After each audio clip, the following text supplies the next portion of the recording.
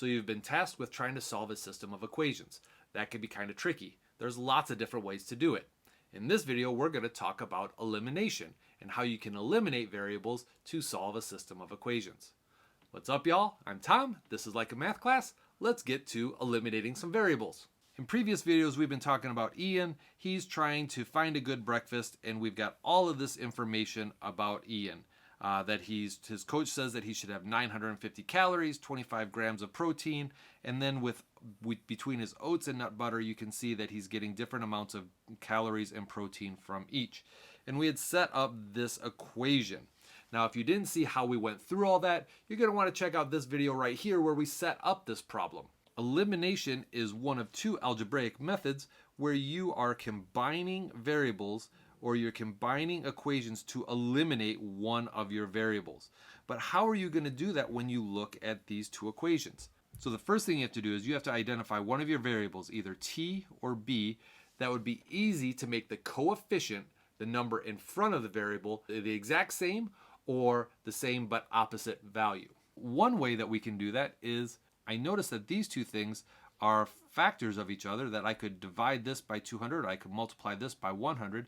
So I'm going to work on eliminating this t variable. So I'm going to start by taking 200t plus 180b equaling 950, and I'm going to divide this whole side of the equation by 100, and I'm going to divide this side of the equation by 100.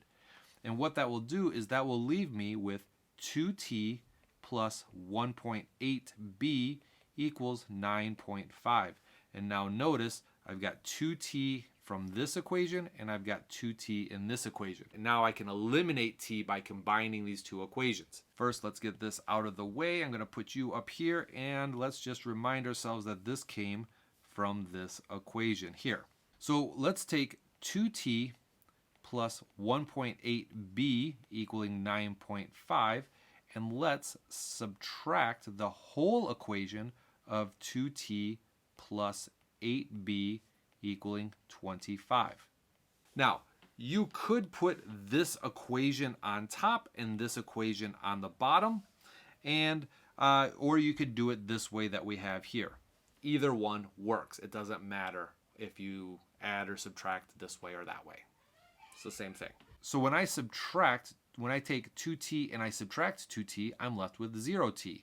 And if I take 1.8b minus 8b, I'm going to be left with negative 6.2b. And if I take 9.5 and I subtract 25, I'm going to be left with negative 15.5.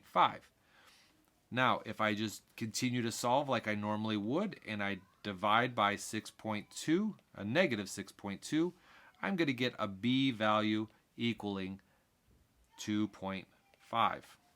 That's the b value. What about the t value? Well, at this point, you just take that b value and you just drop it into one of the equations that we started with.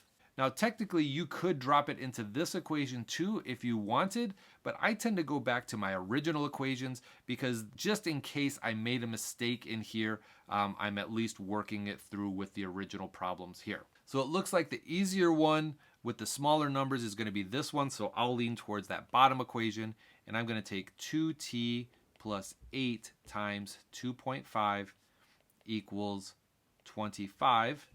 8 times 2.5 is 20, so I'm going to have 2t plus 20 equals 25. I'm going to subtract 20 from both sides, and I've got 2t equals 5, or t equals 2.5.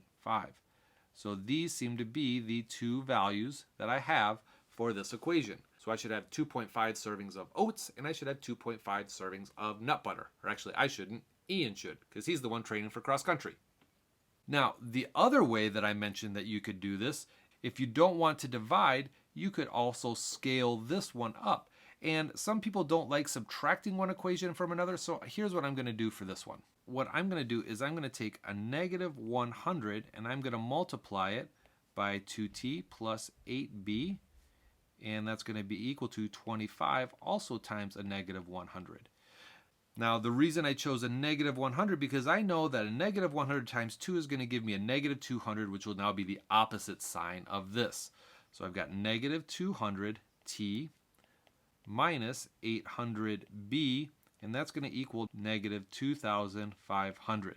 And now we're going to bring down the other equation, and we're going to have 200t plus 180b equals 950. And now when I add these two equations, these two things are going to simplify out. Again, I could have tried to do it with this one, but 18 and 8, they're not real common variables, so I chose not to try and get this one to 180. So I'm going to add these two things together. That's going to equal 0. Negative 800 plus 180b is negative 620b. Negative 2,500 plus 950 is negative 1,550. When I divide by negative 620 and I divide by negative 620, b ends up equaling 2.5. Oh, hey, look at that. That's the same thing that I got right here. But let's just take that b and let's put it into our bigger equation just to confirm that it works for that one too.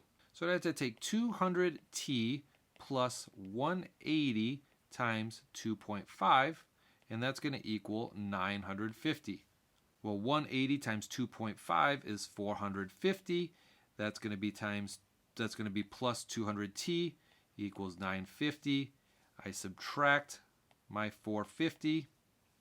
So 200t is now equal to 500. We divide by 100, we get rid of these zeros, so now we've got 2t is equal to 5, and that's going to be the same thing that we had over on the right, so t is equal to 2.5. So we've seen that it does not matter which equation that we put it in, as long as we're using those original equations and we've done all our calculations correctly, we're going to get our solutions. So that was one way that you can solve this algebraically. There's another way called substitution, which you'll see in the following video. And again, if you want to go back and check out graphing or how we set up this problem, those will be linked in the description below. I hope that was helpful. If it was, give me a thumbs up, like the video, and I'll see you in the next video.